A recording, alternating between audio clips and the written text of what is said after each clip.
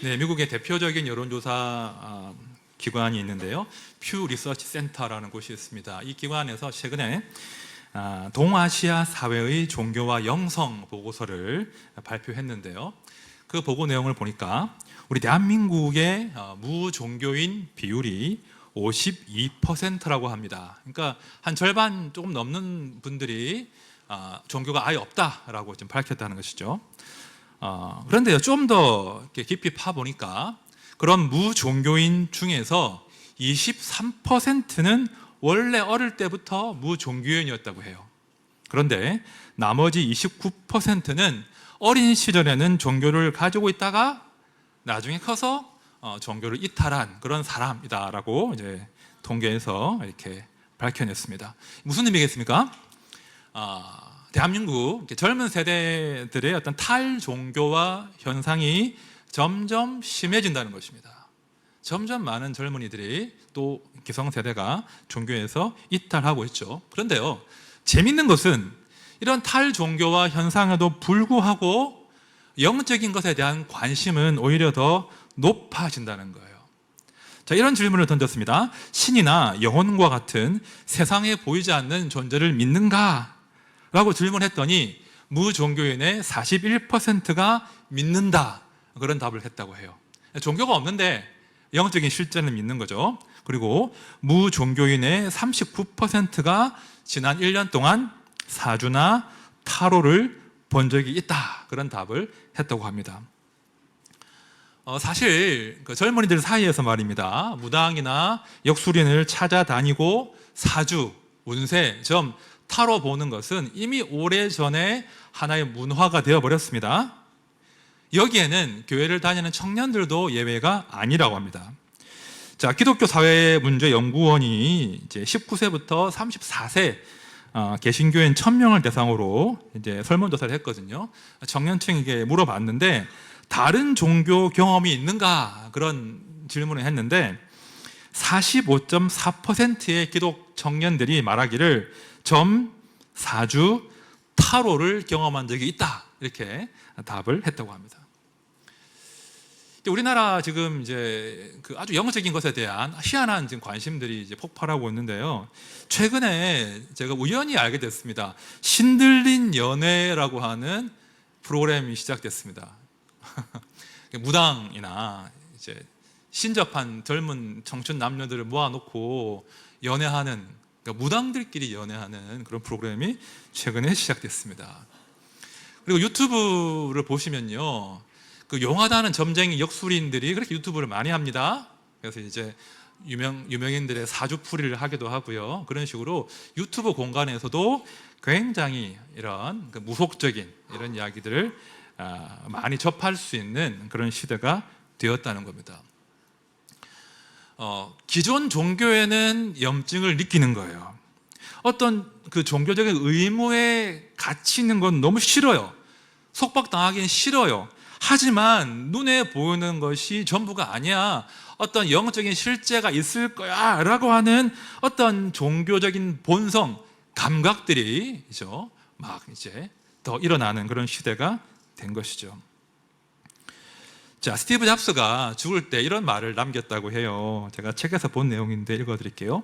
평생 축적된 이 모든 경험이 그냥 없어져 버린다고 생각하면 이상하다. 그래서 나는 뭔가 살아남는 게 있다고, 어쩌면 우리 의식이 지속될 거라고 정말 믿고 싶다, 이런 말을 했다고 합니다. 자, 분명 우리 시대가 탈종교화 시대임에 분명하나 우리의 가족들, 우리의 이웃들, 우리 자녀들은 영적인 것에 더 관심이 많아진다는 것입니다. 여러분, 교회가, 우리가 지금 고린도전서를 쭉 보고 있지만 교회는 성령이 임하시는 공동체 아니겠습니까? 모든 성도는 성령을 받은 사람들입니다. 자, 그런 측면에서 교회는 이런 시대 가운데 뭔가 제대로 된 것, 제대로 된 영적인 것이 무엇인지 보여주어야 될 그런 사명이 있다는 것이죠. 과연 영적인 것이 무엇인가, 그리고 영적인 사람이 된다는 게 뭔가, 우리가 성령을 따라 살기 때문에 세상과 다른 점이 뭔가, 이런 것들을 교회는 마땅히 보여주어야 됩니다. 이런 문제의식을 가지고 오늘 말씀을 한 절씩 풀어가도록 하겠습니다. 먼저 1절 말씀 제가 다시 볼게요. 형제들아, 신령한 것에 대하여 나는 너희가 알지 못하기를 원하지 아니하노니. 자, 신령한 것이라는 단어가 등장하는데요. 자, 헬라어 원어상으로는 영적인 것 혹은 영적인 남성들, 사람들 이렇게 풀이할 수 있는 단어예요. 자, 그런데요, 영적인 것, 영적인 사람, 이것만큼 해석이 다양한 것이 없습니다. 해석이 어려운 게 없어요.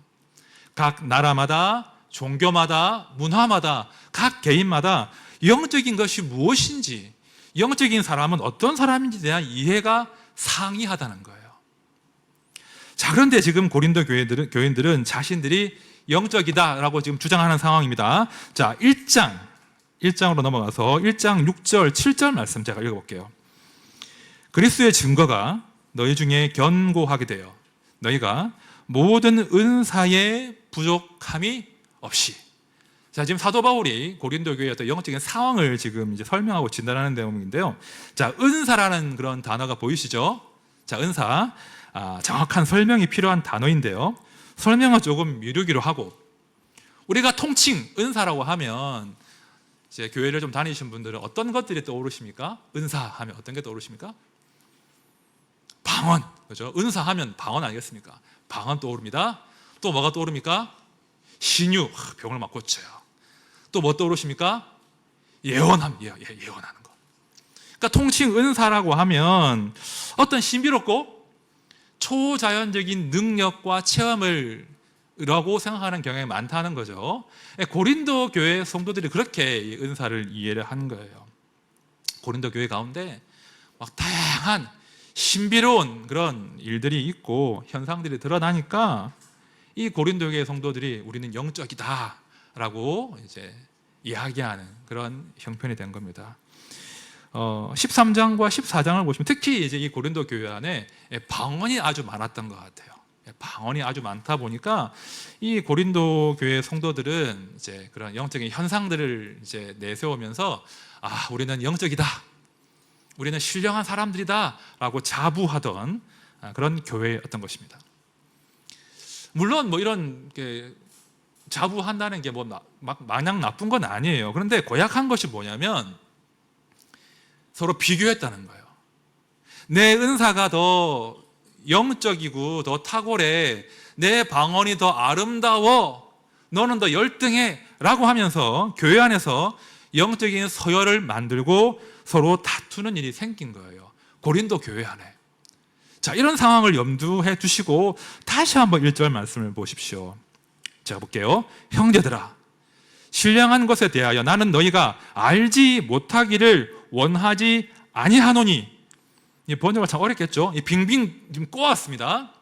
실제로 헬라 원문을 봐도 지금 바울이 빙빙 돌려 우회적으로 말하고 있는데요. 무슨 말을 하고 싶은 거예요? 너희는 모른다는 거예요. 너희는 영적인 것이 무엇인지 아직 잘 몰라. 그러니 내가 알려주겠다. 그런 의미가 이 1절 말씀인 거예요. 고린도 교회가 나름대로 자부심을 느끼면서 우리는 영적이야, 영적인 사람들이야, 영적인 것들이 우리 안에 풍성해 라고 말했지만 사도 바울은 그 그릇된 자부심과 이해와 교만에 대해서 지금 교정하겠다 이렇게 이야기하는 겁니다. 이제 2절 말씀 우리 다 같이 읽어보겠습니다. 시작. 너희도 알거니와 너희가 이방인으로 있을 때에 말 못하는 우상에게로 끄는 그대로 끌려갔느니라. 지금 사도 바울이 말하기를, 너희들 얼마 전까지만 해도 예수를 모르던 이방인들 아니었냐, 이교도들 아니었냐, 그 신들의 노염을 살까봐 전전긍긍하면서 신들에게 제물을 바치고 어떻게 하든 신들의 호의를 사서 재앙을 면하려고 신들에게 지배당하던 이리저리 끌려다니던 사람이 아니었냐라고 그들의 과거를 언급하고 있는 거예요. 여러분, 왜 바울이 갑자기 고린도 교회의 그 과거를 지금 이야기하겠습니까? 이런 겁니다. 너희들의 신앙의 뿌리는 아직 얕아. 이 말을 지금 바울이 하고 싶은 거예요. 너희들이 이방인으로 살 때 그 몸속 깊이 자리 잡고 있는 그 종교적인 관습과 관행들에 대해서 충분히 경계해야 돼. 그 말을 지금 바울이 하는 거예요. 너희가 스스로를 영적인 사람이라고 말하지만 그것이 정말로 하나님의 영이 너희 가운데 역사하시는 열매인지, 아니면 너희가 이방신들을 섬길 때 경험한 그런 황홀경이라든지 신비한 체험이라든지 그런 무아지경에 빠지는 그런 현상이라든지 그런 것인지 한번 구분해 보자는 거예요. 분간해 보자는 거예요. 여러분, 사람은요 어쩔 수 없어요. 누구나 그 사람이 속한 그 시대와 그 시대의 또 문화의 영향을 받을 수밖에 없습니다. 특별히 그 한 사회의 어떤 종교적인 본성을 그 사회는 만들어낼 수밖에 없어요. 그 사회마다, 문화마다 지배적인 종교 감성과 본성이 있다는 거예요. 성도들은 그래서 늘 혹시 내가 우리 사회의 어떤 그 종교적인 감성과 본능을 가지고 내가 복음을 해석하는 것은 아닌가? 그런 고민들을 한 번씩 해보셔야 돼요. 자, 우리나라는요 어떤 종교적인 감성과 본성을 주로 많이 가지고 있을까요? 우리나라 샤머니즘. 이 샤머니즘이 우리나라 사람들의 어떤 종교적인 본성을 아주 지배하는 그런 종교 감성입니다. 앞서 제가 사주 점 타로 이야기했잖아요. 그래서 이제 한국에 들어온 그 종교들은 묘하게 샤머니즘적인 요소를 채택하고 있습니다. 그래서 불교도 그래요. 불교도 혹은 천주교도 그런 샤머니즘의 요소들이 영향을 끼친 것들을 확인할 수 있습니다. 한 두 가지 정도 샤머니즘의 특징이 있는데요. 첫 번째는 뭐냐면 비나이다. 뭐겠습니까?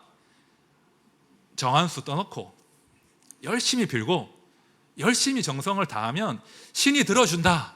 그것이 샤머니즘의 첫 번째 특징입니다.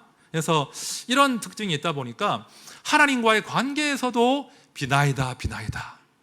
정한수 떠놓고 열심히 정성을 다하면 내가 신을 움직일 수 있어 라고 하는 복음을 그릇돼 해석하는 경향들이 한국의 크리스찬들에게 굉장히 많다는 거예요. 자, 또 하나, 두 번째 그 샤머니즘 특징이 뭐냐면 샤머니즘은 개인주의예요. 개인적이에요. 이 샤머니즘 가운데는 어떤 공동체의 윤리라는 게 존재하지 않습니다. 그저 나와 내 자식과 내 가족들의 안녕과 평안이 중요한 거예요. 그래서 심지어 샤머니즘 이 세계에서는 내 가족과 자녀들과 이 가족의 번영과 안녕을 위해서 다른 사람들이 병들거나 다른 사람들이 심지어 죽는 것마저도 빌 수 있는, 타인을 저주할 수 있는 것이 샤머니즘이에요.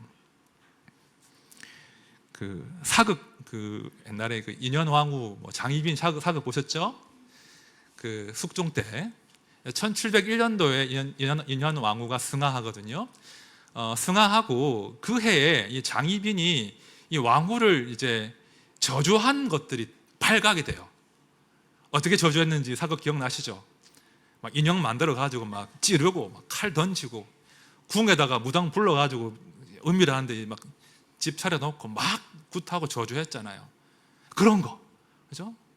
그런 샤머니즘적인 요소가 우리 어떤 종교 본성 가운데 은밀하게 숨어 있다는 거예요. 그래서 성도들은 늘 고민을 하셔야 됩니다. 내가 정말 말씀 위에 복음 위에 서 있는가, 아니면 이런 샤머니즘의 영향으로 내가 하나님을 오해하는 건 아닌가? 그런 고민들을 해주셔야 돼요. 자, 이제 다시 말씀으로 돌아와서 3절 말씀을 보시면 사도 바울이 그런 측면에서 결정타를 날리는 겁니다. 자, 3절 말씀 다 함께 읽어보겠습니다. 시작.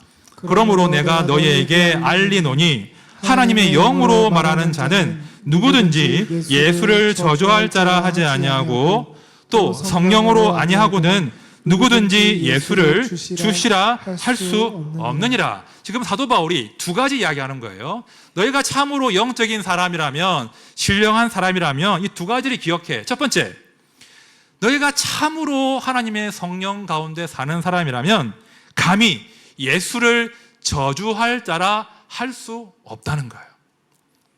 사실은 이게 번역이 어렵습니다. 제가 헬라어를 보니까 예수, 저주 이 두 개의 명사가 나란히 붙어 있어요. 동사가 없는 그런 문장이에요. 그래서 이제 한글 번역은 그냥 단순하게 예수를 저주한다 이렇게 번역을 한 거예요. 자, 그런데 당시의 그 종교적인 상황을 염두한다면 이런 번역이 더 타당합니다. 잘 들어보십시오. 하나님의 영으로 말하는 사람은 예수의 이름으로 누군가를 저주할 수 없다. 이렇게 번역해야 맞다는 거예요.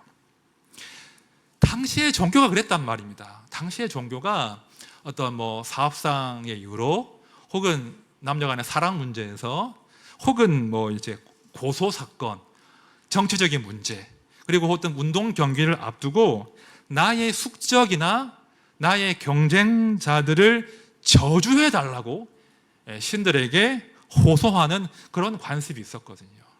신이시여, 저놈 좀 자빠지게 해주십시오. 저놈 좀 죽어버리게 해주십시오. 이렇게 저주를 거는 것이 당시의 종교적인 관습이었다는 것입니다. 그럼 지금 바울이 왜 이 말을 꺼내겠습니까? 왜 지금 바울이 교회에게 이 이야기를 하겠습니까? 고린도 교회 안에, 고린도 교회 가운데 여전히 이전에 우상을 숭배하던 그 관습대로, 관행대로 감히 예수의 이름으로 누군가를 저주하는 일이 벌어졌다는 거예요. 예수의 이름으로 내 마음에 들지 않는 사람, 경쟁 관계에 있는 사람들을 저주했다는 거예요. 주님, 저 인간 저것도 정말 미워 죽겠습니다. 가다가 확 자빠져가지고 다리나 부러지게 해주십시오. 이렇게 기도했다는 거예요. 실제로 기도했다는 거예요. 어찌 보면 이게 우리의 종교 본성을 참 반영하는 것 같아요. 그렇죠? 어찌 보면 그렇죠. 자연스러운 기도일 수 있죠. 제가 한번 저를 돌아봤습니다. 저도 그런 기도를 했더라고요. 저도. 지금 했다는 거죠. 최근은 아닙니다. 최근이 아니고 저도 주님, 저 인간 저거 진짜 미워 죽겠는데 어떻게 좀 손 좀 봐달라고 했던 기도했더라고요. 그런데 지금 바울이 뭐라고 하는 거예요? 여러분 가운데 성령이 계신다면, 여러분들 참으로 성령의 지배를 받는 사람이라면 그렇게 하실 수 없는 겁니다. 그런 옛 관습에서 얼른 돌이키십시오 라고 호소하고 있는 거예요. 동시에 어찌 감히 예수의 이름으로 누군가를 저주할 수 있습니까? 어찌 예수 그리스도를 이방 잡신 취급하는 겁니까? 라고 지금 한탄하고 있는 거예요. 그런 다음에 바울이 두 번째 정말 중요한 말씀을 하는 겁니다. 3절 하반절 제가 볼게요. 또 성령으로 아니하고는 누구든지 예수를 주시라 할 수 없느니라. 성령으로 아니하고는 누구든지 예수를 주시라 할 수 없느니라. 참으로 영적인 것, 참으로 성령으로 충만한 사람은 무엇인가? 그 입술 가운데 예수는 주시라고 하는 고백이 터져 나온다는 거예요. 단순히 방언을 말하고 신비한 체험을 하고 능력을 발휘하는 것이 아니라 우리의 몸과 우리의 마음과 우리의 영혼과 우리의 전 생애가 예수에게 사로잡히는 것이야말로 참으로 영적인 것입니다 라고 지금 바울이 역설하는 것입니다. 이게 뻔한 이야기 같습니까? 여러분, 당시 로마 사회에서 예수를 주로 고백한다는 것은 결코 만만치 않았습니다. 제가 지난주에 로마의 어떤 종교 생활을 말씀드린 적이 있죠. 그들은 모든 공적이고 사적인 영역에서 항상 우상 숭배하던 사람들이었습니다. 아침에 눈 떠서 아침 식사할 때 가장은 술잔을 들어서 그 가정의 수호신 라레스에게 헌주했습니다. 우리도 옛날에 왜 신주 모시고 살지 않았습니까? 신주 모시듯이 항상 아침 식사할 때 가장이 라레스에게, 수호신에게 헌주했습니다. 일을 시작할 때도 길드나 이런 모임에서 일을 시작할 때도 항상 그 길드에 관련된 신에게 헌주하거나 제사했습니다. 사교 모임에서도, 공적인 회의를 할 때도, 큰 국가적인 행사를 할 때도 항상 신에게 제사하거나 헌주했습니다. 그러면 예수를 나의 주로 고백하는 사람들은 그 제사 우상 숭배에서 어떻게 되는 거예요? 빠질 수밖에 없는 거예요. 표가 안 날 수가 없는 거예요. 내가 예수를 주로 고백한다는 것은 핍박과 차별과 멸시와 조롱을 각오해야 한다는 것입니다. 그래야 예수를 주로 고백할 수 있는 거예요.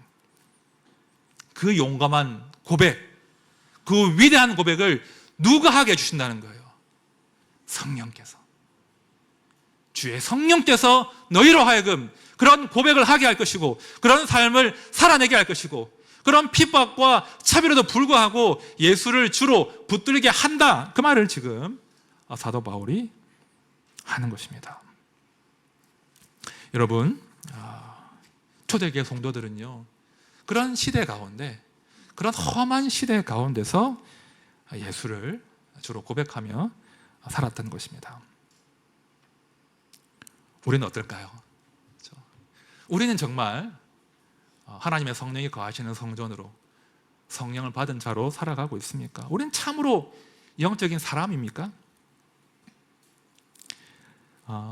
어제 아침에 이제 교회 출근하다가 문득 이런 질문을 저에게 던졌어요. 너 왜 예수 믿고 있냐? 한 번씩 그런 질문 하거든요. 너 왜 예수 믿어? 너 예수 믿어가지고 무슨 유익이 있어? 이런 질문 저 스스로에게 하는데, 어제 그런 질문을 제가 하게 됐습니다. 너 예수 믿어가지고 뭐 좋은 일 있어? 뭐 이런 질문을 한 거죠. 어떠세요? 예수 믿어 좋으십니까? 별로 안 좋은 것 같은 거예요. 힘든 일이 있어요. 힘든 일이 있는데 결국은 그래, 주님 뜻이 있겠지라고 하면서 눈물을 삼키고 고통을 받아들입니다. 감사할 이유가 없는데 감사를 찾습니다. 나를 위해서 혹은 내 가족들을 위해서 써도 모자란 돈이고 시간인데 주를 위해서 드립니다. 드렸는데 많이 아깝지 않습니다. 오히려 기쁘죠. 마음껏 미워하고 싶은데 마음껏 미워해지지가 않습니다. 마음껏 실컷 원망하고 저주하고 싶은데 그렇게 하지도 못합니다. 우리는 내 마음대로 살고 싶어요. 다 그렇게 산다고, 살아도 된다고 이야기하지만 우리는 마음 가운데, 영혼 가운데 그러면 안 된다고, 그러면 안 된다고, 어디다가 하든 우리가 예수 안에서 답을 찾아야 한다고 스스로를 설득하죠.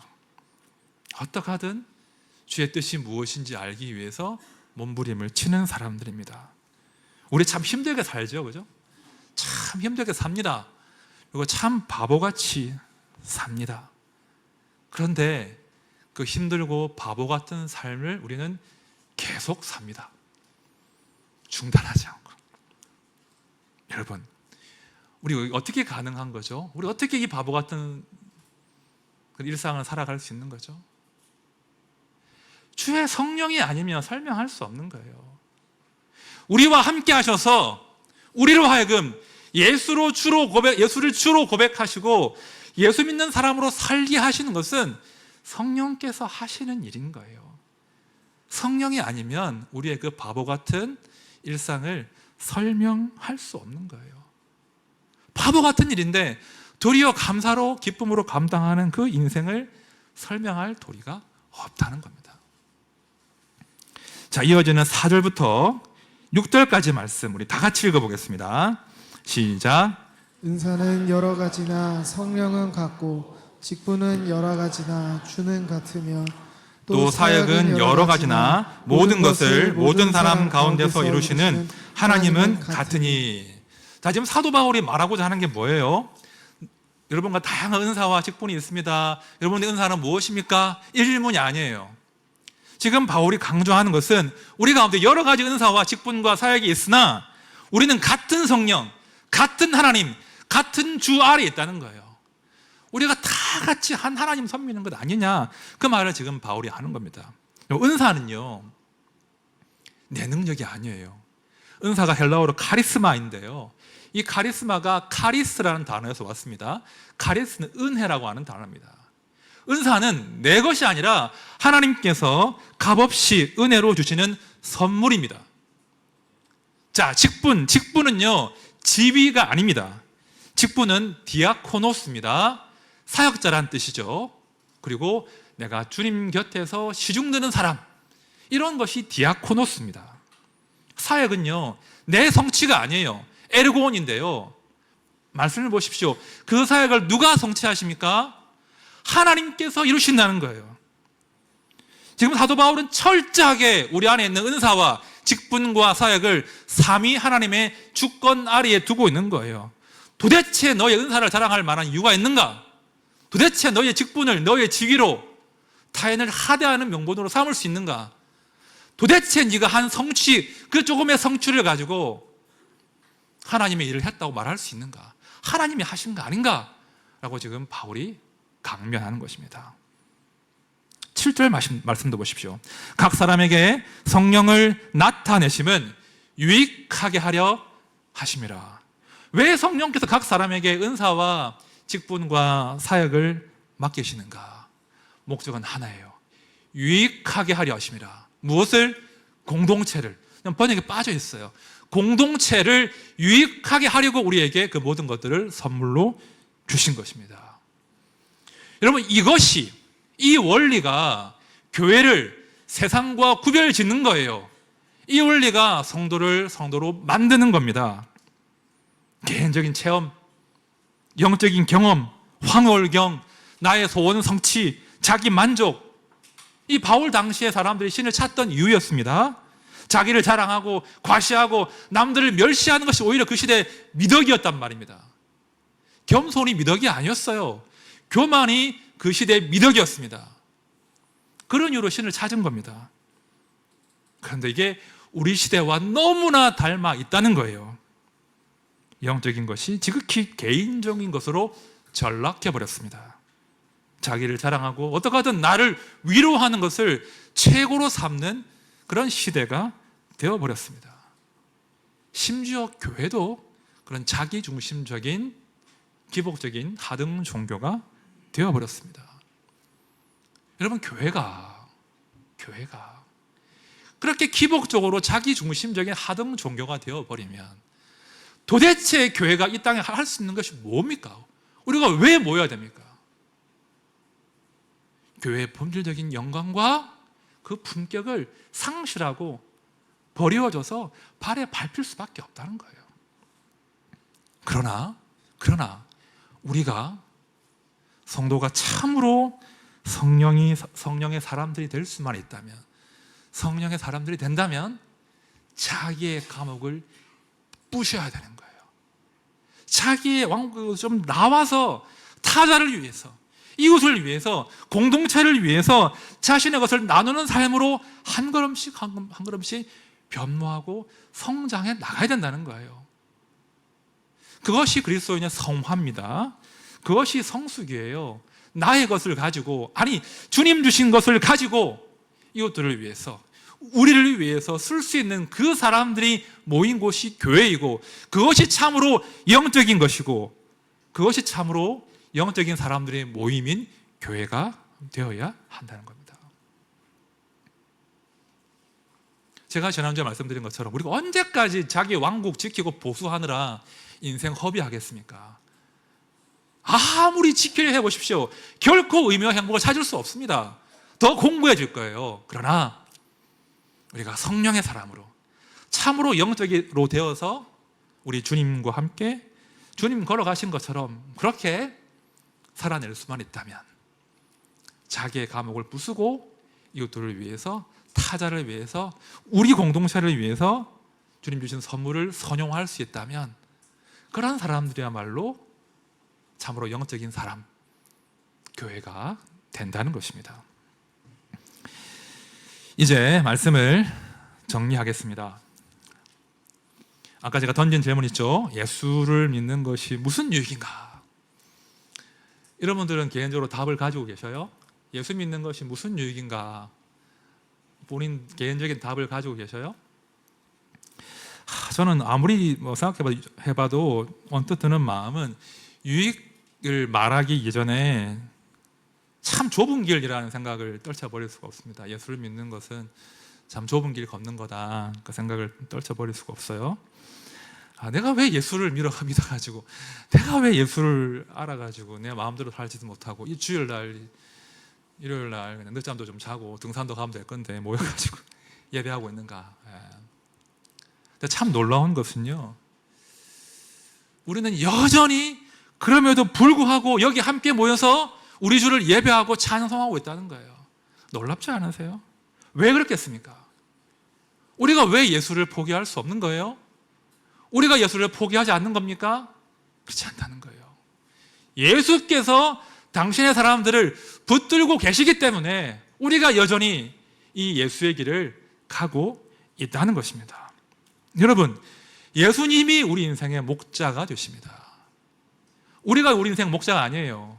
우리는 그분의 양입니다. 예수가 나의 목자이시고 내가 양이다, 이 분명한 사실을 아는 것이, 기억하는 것이 성도의 능력입니다.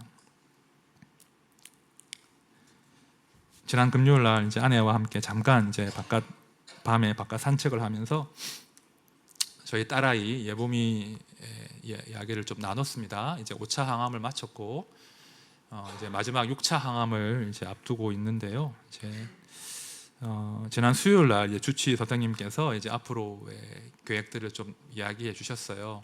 그러시면서 항암을 더 해야 될 수도 있습니다, 이 말씀도 하셨고, 그리고 방사선 치료도 들어가야 될 수 있습니다. 그리고 수술은 반드시 할 겁니다. 그리고 수술 이후에도 조혈모 세포 이식을 받아야 합니다. 뭐 이런 여러 가지 이야기들을 하셨습니다. 뭐 이제 낯설고 처음 가보는 길이고, 또 아이가 이제 야유어져 가는 모습들을 이제 이미 보고 있는데, 아이고 또 더 치료를 이렇게 길게 받아야 하는구나, 모르지 않았지만 다시 그 현실을 저희가 나누면서 참 마음이 아팠습니다. 아내가 이야기하는데 눈시울이 붉어지더라고요. 눈시울이 붉어지는데, 근데 제가 다시 마음을 다잡았죠. 우리 한번 가보자. 그래, 한번 가보자. 뭐 우리가 할 수 있는 게 있냐? 우리가 지금 예측할 수 있는 게 있냐? 그냥 한번 가보자. 그리고 이제 더 이상 예보의 이야기는 하지 않고 그냥 산책했습니다. 뭐 제가 목사라서 제가 뭐 특별히 믿음이 좋아서 그렇게 했겠습니까? 그렇지 않습니다. 저도 아이 앞에서는 약해진 아빠 아니겠습니까? 그런데 저희 부부의 마음 가운데 신기하게도 그런 용기를 주시는 거예요. 그런 배짱을 주시는 거예요. 잠깐 두렵고 잠깐 떨리지만 그래, 가보자. 그래, 한번 가보자. 우리 예수께서 우리 가정의 목자가 되시고 예수께서 우리 예보미의 목자가 되신다면 한번 가보자. 그렇게 하는 거죠. 때로 두렵지만 잠깐 흔들릴 수 있지만 우리 목자 때문에, 우리의 목자이신 예수님 때문에 다시 배짱이 생기는 겁니다. 양들은 멀리 볼 수가 없거든요. 바로 앞에 것밖에 못 봐요. 바로 앞에 사망의 음침한 골짜기면 너무 두려워요. 무서워요. 포기하고 싶어요. 그러나 목자가 계시기 때문에 한번 가보는 거예요. 목자와 함께 그 죽음의 골짜기도 한번 넘어가 보는 거예요. 당당하게 통과해 보는 거예요. 그것이 성도가 이 시대 가운데 보여줄 수 있는 참된 경건이고 참된 영적인 것입니다. 이것이, 이런 삶이 우리 이웃들에게, 우리 자녀들에게 보여줘야 될 믿음의 이정표인 거예요. 어떠한 상황에도 예수가 우리의 목자가 되신다면 우리는 통과합니다. 한번 가볼 수 있습니다. 이런 고백으로, 이런 믿음으로 우리가 우리의 삶을 경영하고 마침내 우리 모두가 우리의 주인 되신 하나님을 기쁨으로 복되게 찬양하는 그날이 속히 오기를 진심으로 축원드립니다.